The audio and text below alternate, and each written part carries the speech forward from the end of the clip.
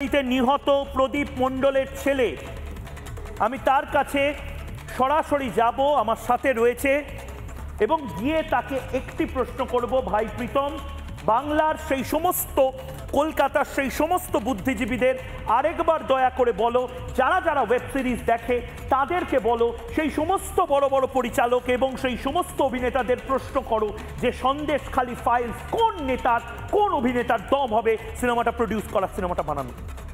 এটা আজ এই ছেলেটি যে এই মুহূর্তে বসে রয়েছে আমার সাথে, এই ছেলেটির সাথে এই ঘটনা ঘটেছে।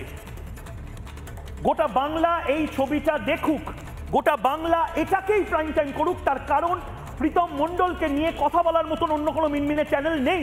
তারা প্রাইম টাইমে অন্য অনেক কিছু করছে, কিন্তু প্রীতম মণ্ডলকে নিয়ে, পদ্মা মণ্ডলকে নিয়ে বলছে না। কেন বলছে জানেন?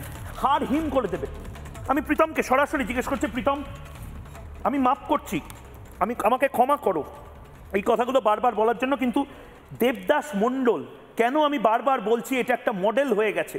দেবদাস মণ্ডলের সাথে ঠিক কি হয়েছিল, কিভাবে তাকে কুপিয়ে খুন করা হয়েছিল, তাকে বাইকে করে 2 কিলোমিটার টেনে হিচড়ে নিয়ে গিয়ে তারপর মারা হয়েছিল, গোটাটা আবার বাংলার মানুষকে বলো। এবং আমি হাত জোর করে সেই সমস্ত দর্শককে বলছি, আমি সাধারণত এটা বলি না, 10 মিনিট সময় যদি থাকে, কালও প্রীতম এই কথাগুলো বলেছে, আজ আরো স্পষ্ট ভাষায় বলবে, শুনুন, তারপর ভাবুন এই বাংলাতে বিরোধী দল করতে ঠিক কি কি করতে হয়। আর আপনি কলকাতা শহরে বসে লেসার ইভিলকে নিয়ে পড়ে থাকুন। মমতা বন্দ্যোপাধ্যায় তো বিজেপির মতন খারাপ নয়, পড়ে থাকুন, আর তামান্নাগুলো মরুক, আর প্রীতমের বাবারা মারা যাক।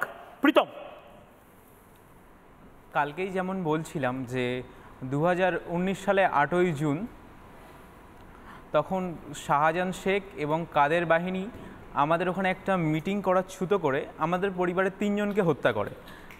বাবা এবং কাকুরটা আমি বলেছি, দেবদাস কাকুরটা এই কারণে আবার বলছি যে আজ 6 বছর হয়ে গেছে, কিন্তু দেবদাস কাকুকে আমরা খুঁজে পাইনি।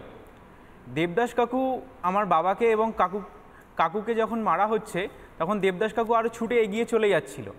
দেবদাস কাকুর পায়ে গুলি করে নূর ইসলাম শেখ, এর বাবার নাম কুদ্দুস শেখ।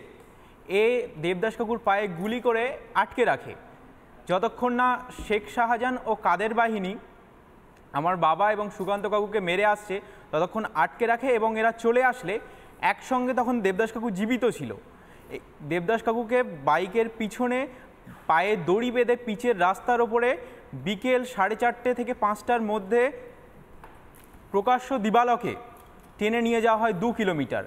সেখানে নিয়ে গিয়ে কাদের মোল্লার পার্টি অফিসে নিয়ে যাওয়া হয় এবং সেখানে পিস পিস করা হয় কাদের মোল্লা ও শেখ শাহ। আমি আরেকবার জিজ্ঞেস করছি, তুমি এই বিবরণটা যে দিচ্ছ ভালো করে, এটা আমি জানতে চাইছি এই কারণে, কারণ সিবিআই ঢুকছে, সিবিআই ইতিমধ্যে নেজার থানার সাথে কন্ট্যাক্ট করেছে। তুমি বলছো দেবদাস মণ্ডল বিজেপি কর্মী, তাকে 2019 সালে বিজেপি করার অপরাধে ভোটের পরে বাইকে তার পাটি বা হাতটি বেঁধে 2 কিলোমিটার টানতে টানতে নিয়ে যাওয়া হয়, তারপর তাকে পিস পিস করা হয়, তারপর সেই বডি 6 বছর হয়ে গেছে এখনো পাওয়া যায়নি। বিদ্বজন যারা, তারা এক্সপেক্ট করছেন সিবিআই 6 বছর পরে এই পিস পিস করা বডি বিজেপি কর্মীর, সেগুলোকে একসাথে জুড়ে সিবিআই পেশ করবে, এবং তারপর যখন পেশ করতে পারবে না তখন বিদ্বজনরা বলবে সিবিআই তো কোনো কাজ করতে পারে না, যা কাজ করার মমতা বন্দ্যোপাধ্যায়ের পুলিশ করে। মানে তুমি বলছো পিস পিস করে কেটে দিয়েছিল? হ্যাঁ, আমি বলে দিচ্ছি, এবং কারা কারা করেছে এর নামও আমি বলে দিচ্ছি। নূর ইসলাম শেখ, মাতিন শেখ, ইলিয়াস মোল্লা, আইজুল মোল্লা, এ হচ্ছে কাদের মোল্লার ভাই, আর ইলিয়াস মোল্লা হচ্ছে কাদের মোল্লার ভাইপো, আর সাজেদ মীর, এর ডাকনাম হচ্ছে হিপি। যখন পিস পিস করে নেওয়ার পর এই সাজেদ মীর হচ্ছে ওখানে পাহারা দিচ্ছিল যে কেউ যেন না দেখতে পায়, এবং বন্দুক হাতে দাঁড়িয়েছিল যেখানে পোতা হচ্ছিল। এরপর যখন আমাদের কেসে প্রেশার আসে, তখন বারবার ওই বডিটাকে তুলে এদিক ওদিক করেছে, এবং শেষমেশ যখন এরা বুঝতে পারে আর কোনোভাবে আটকানো সম্ভব নয়, তার কারণ আমরা এবং আমাদের পরিবার খুব চেষ্টা করছিলাম যে ওই দেহটাকে সামনে নিয়ে আসার জন্যে, তখন এই মাতিন শেখের অটোতে করে এই নূর ইসলাম শেখ, আব্দুল কাদের মোল্লা এবং আইজুল মোল্লা, এদের পরিবারের লোকজন সবাই মাতিন শেখের অটোতে করে আমাদের ওখানে 9 নম্বর বলে একটা জায়গা আছে, যেখানে নদী এবং খাল এক জায়গায় সংযুক্ত হয়, সেখানে পিস পিস করে বডিগুলোকে একটা একটা করে ছড়িয়ে দেয়। এবং আমি গ্যারান্টির সঙ্গে বলছি এই বডিটা রিকভারি হবে না। এবং বডিটা রিকভারি হবে না কেন? তার কারণ পিস পিস করে এই নদীর মধ্যে এখানে সিবিআই আসছে তো, ছড়িয়েছে। মানে তুমি বলছো সিবিআই বা এফবিআই বা পৃথিবীর কোনো ডিটেকটিভ আসলেও এই বডি পাবে না? পাবে না, তার কারণ এরা তো করেছে এবং ওখানকার লোক আমাদেরকে তো প্রকাশ্যে বলে দিয়েছে যে এরা এমন এমন জায়গায় মানে ছড়িয়েছে, নদীর মধ্যে ছড়িয়েছে, নদীর মধ্যে কোথায় এক একটা করে খুঁজতে খুঁজতে যাবে।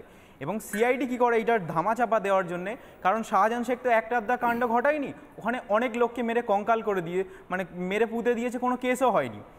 এদের সিআইডি কি করে এর মধ্যে একটা কঙ্কালকে তুলে বলে যে এটা দেবদাস কাকুর বডি বলে আমাদের পরিবারকে বারবার হেনস্থা করে এবং নিয়ে গিয়ে ডিএনএ টেস্ট করে, কিন্তু যেই মেলাতে পারিনি তখন আর কোনো কিছু চার্জশিট থেকে এদের নামও বাদ দিয়ে দেয় এবং তারপরে আর কোনো কিছু কি উত্তর দেবে আমাদেরকে উত্তরও দেয়নি এবং কেসটাকে ঠিক এইভাবে ঝুলিয়ে রেখে দেয়। আমার কাছে এই মুহূর্তে চার্জশিটের কপিও রয়েছে।